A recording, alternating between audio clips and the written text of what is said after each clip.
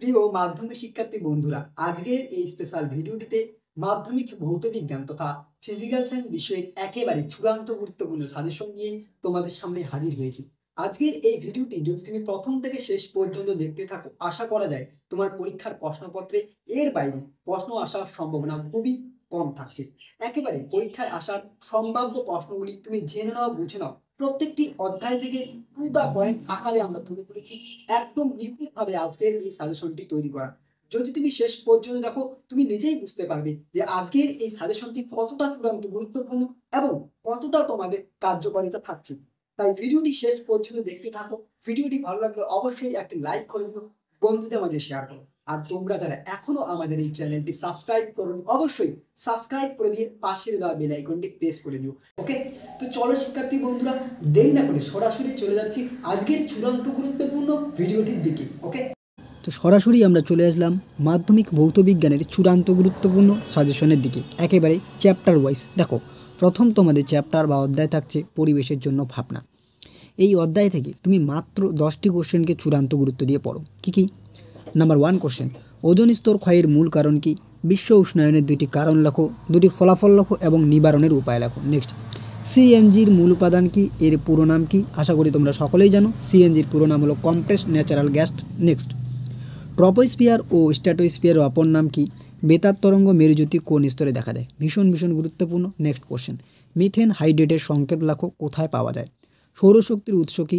পরবর্তী প্রশ্ন, রিনিউয়েবল ও নন রিনিউয়েবল অর্থাৎ পুনর্নবীকরণযোগ্য ও অনবীকরণযোগ্য শক্তির 2টি করে উদাহরণ দাও। পরবর্তী প্রশ্ন, বর্তমানে সর্বাধিক তাপন মূল্যযুক্ত জীবাশ্ম জ্বালানির নাম লেখো। মিষ্টি গ্যাস বা সুইট গ্যাস নামে পরিচিত গ্যাসটি কি? ফায়ার আইস কাকে বলে এবং কেন বলা হয়? এটি তোমরা দেখে রাখবে।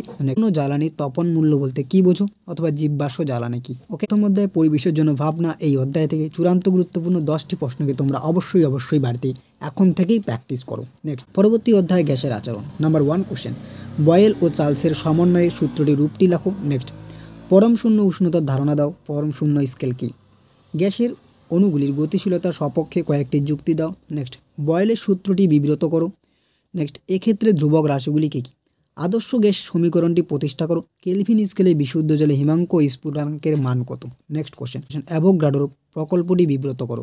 28 ডিগ্রি সেন্টিগ্রেড এবং 298 ডিগ্রি কেলভিনের মধ্যে কোনটি অধিক উষ্ণ? ওকে, এই প্রশ্নটি রিপিটেড হয়েছে।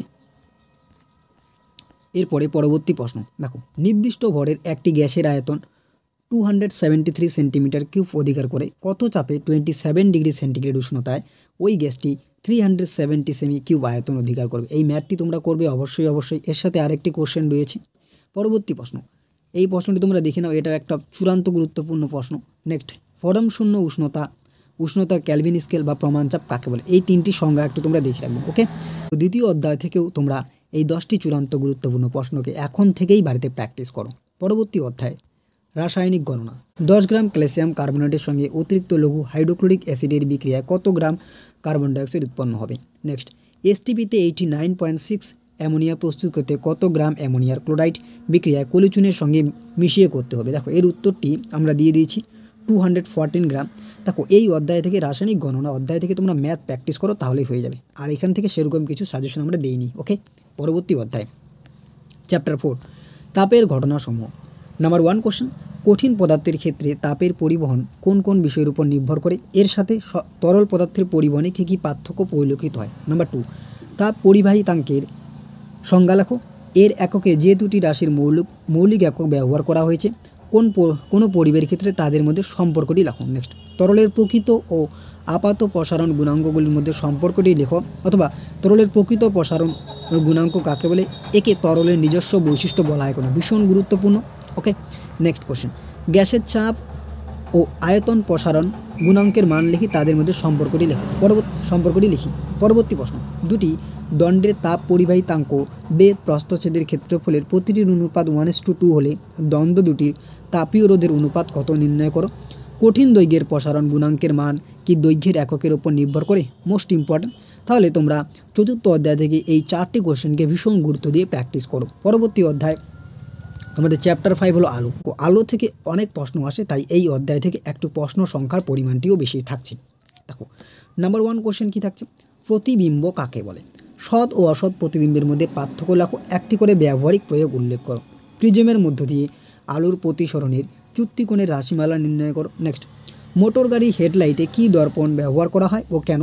গোলীয় দর্পণের ক্ষেত্রে F=R/2 সম্পর্কটি প্রতিষ্ঠা করো।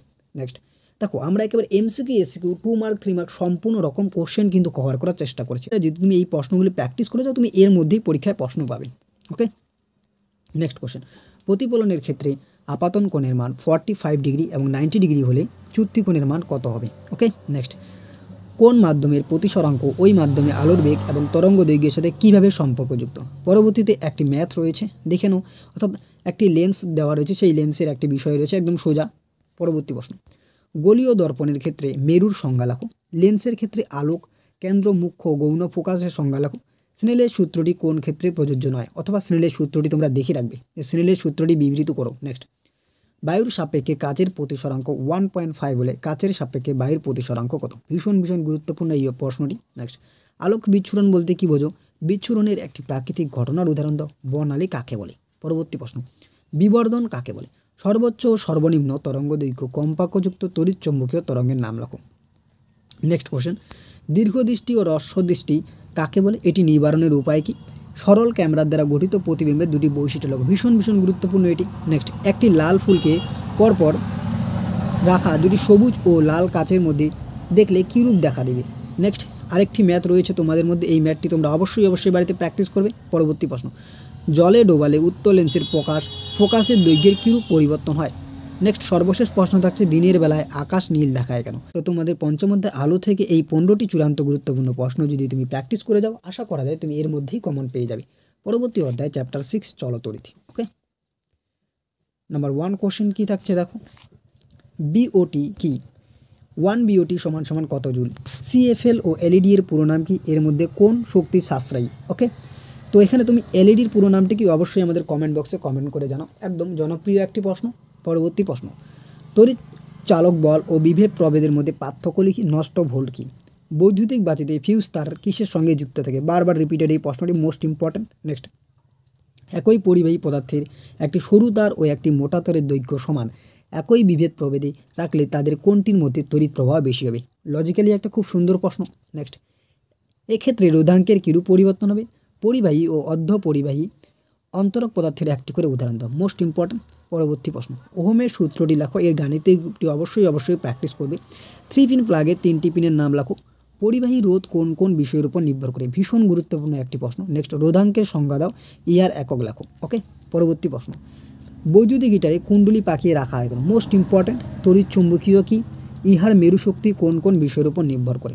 নেক্সট কোশ্চেন, জলবিদ্যুৎ উৎপাদনে ভিত্তিগত কৌশল কি? জলবিদ্যুৎ উৎপাদনে কোন শক্তিতে রূপান্তরিত হয়? বাড়ির ওয়ারিং কোন সমবায়ে করা হয়? এসি ও ডিসি প্রবাহ কি? ভীষণ গুরুত্বপূর্ণ, এসি ও ডিসি প্রবাহ কি? নেক্সট, দেখো একদম সহজ প্রশ্ন রয়েছে একটা, 5 ওহম আর হচ্ছে 15 ওহমের রোধের শ্রেণী ও সমান্তরাল সমবায়ে তুল্য রোধ কত হবে? এরপরে নেক্সট কোশ্চেন, পরবর্তী একটি ম্যাথ রয়েছে, ম্যাথটি তোমরা অবশ্যই বাড়িতে প্র্যাকটিস করবে, দেখে নাও। নেক্সট, তড়িৎ প্রবাহ তাপীয় ফল সংক্রান্ত জুলের সূত্রগুলি লেখো। নেক্সট, এর গাণিতিক রূপটি কি? একটি ব্যবহারিক প্রয়োগ লেখো। শক্তির নিত্যতার সূত্রে কীভাবে লেঞ্জের সূত্রটি ব্যাখ্যা করা যায়?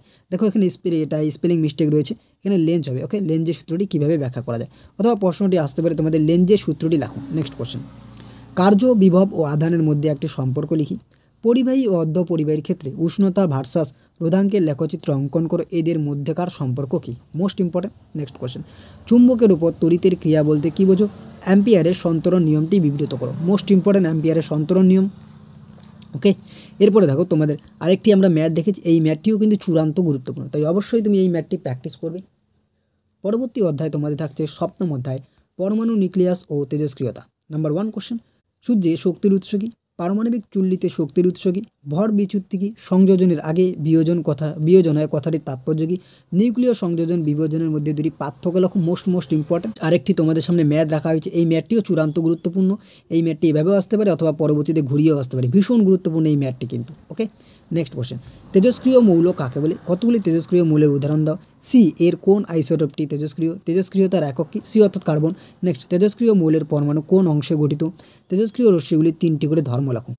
পরবর্তী তোমাদের অধ্যায় থাকছে চ্যাপ্টার 8, পর্যায় সারণী ও মৌলের ধর্মের পর্যায়বৃত্ততা। নাম্বার 1 কোশ্চেন, মৌলের পর্যায়বৃত্ত ধর্ম কি? একটি করে উদাহরণ দাও। আধুনিক পর্যায় সূত্রটি লেখো। এখানে কয়টি পর্যায় ও কয়টি শ্রেণী রয়েছে? Most important. একটি তেজস্ক্রিয় নিষ্ক্রিয় গ্যাসের নাম লেখো। এটি কোন শ্রেণীর? অর্থাৎ সেই নিষ্ক্রিয় গ্যাসটি কোন শ্রেণীর? পর্যায় সারণীর অতি দীর্ঘ ও অতি হ্রস্ব পর্যায় শ্রেণীর নাম লেখো। মৌলের পর্যায়গত ধর্ম নয় এরূপ একটি ধর্ম কি? হাইড্রোজেনকে দুষ্ট মৌল বলে কেন?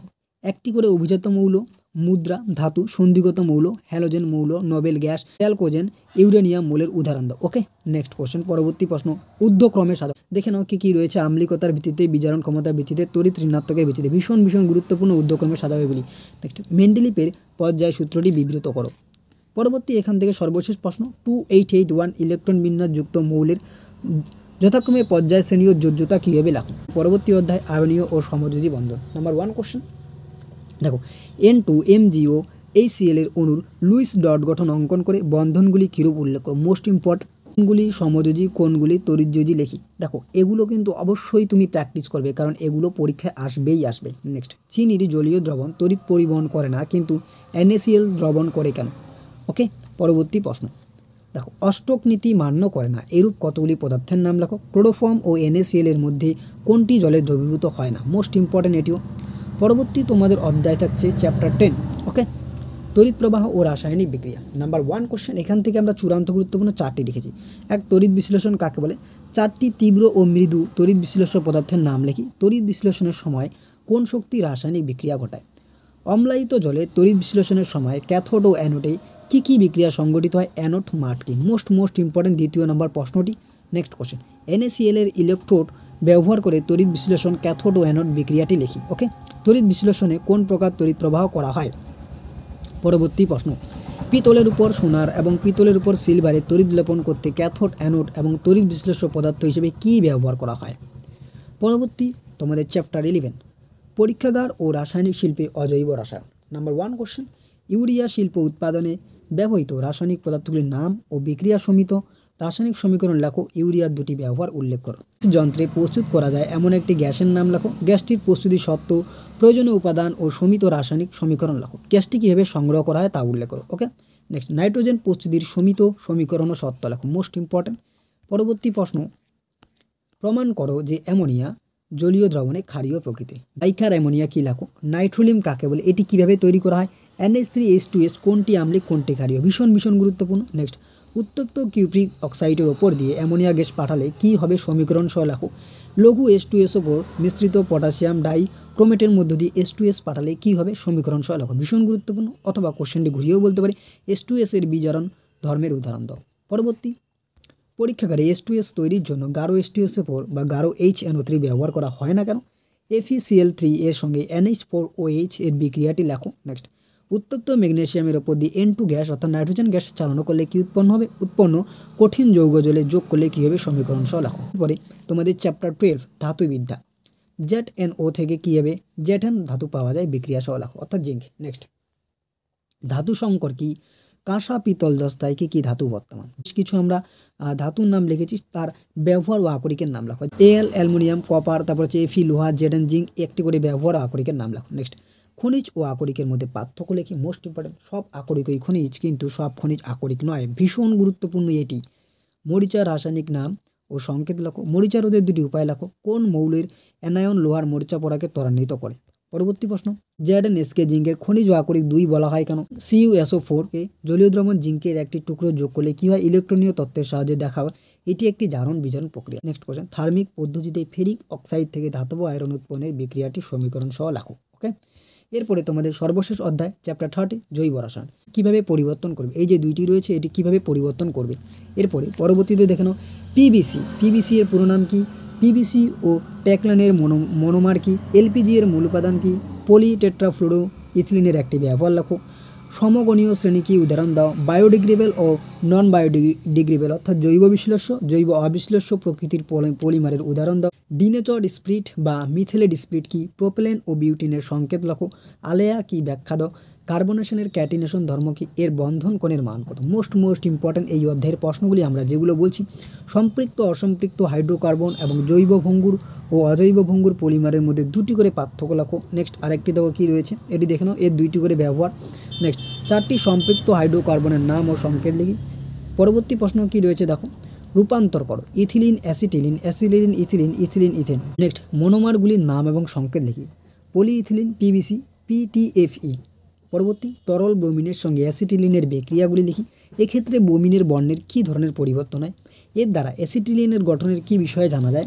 পরবর্তী আরেকটি রয়েছে, দেখো CC14 এর দ্রবীভূত লবণের ব্রোমিনের দ্রবণের মধ্যে ইথিলিন চালনা করলে কী হবে? সমীকরণ সহ লেখো। নেক্সট নিচের কার্যকারী গ্রুপগুলির নাম লেখো। ওকে, দেখো কয়েকটি কার্যকারী গ্রুপ রয়েছে। পরবর্তী IUPAC নাম লেখো, মোস্ট ইম্পর্টেন্ট এই IUPACগুলো। নেক্সট হচ্ছে কী ঘটে লিখি, অর্থাৎ এই যে বিক্রিয়াগুলো কী ঘটে, যেমন CH4কে অক্সিজেনে দহন করা হলো। তারপরটা দেখে নাও। ওকে, তো এই ছিল তোমাদের চূড়ান্ত গুরুত্বপূর্ণ ভৌতবিজ্ঞান বিষয়ের একেবারে শেষ মুহূর্তের সাজেশন। যদি তুমি এই প্রশ্নগুলি বাড়িতে এখনও প্র্যাকটিস না করে থাকো, অবশ্যই প্র্যাকটিস করো, কারণ এর মধ্যে তুমি পরীক্ষা কমন পাবে। তো ভিডিওটি ভালো লাগলে অবশ্যই বন্ধুদের মাঝে শেয়ার করো, আর চ্যানেল নতুন হয়ে থাকলে সাবস্ক্রাইব করে দিও। ওকে, তো দেখা হচ্ছে অন্য কোনো এক ভিডিও।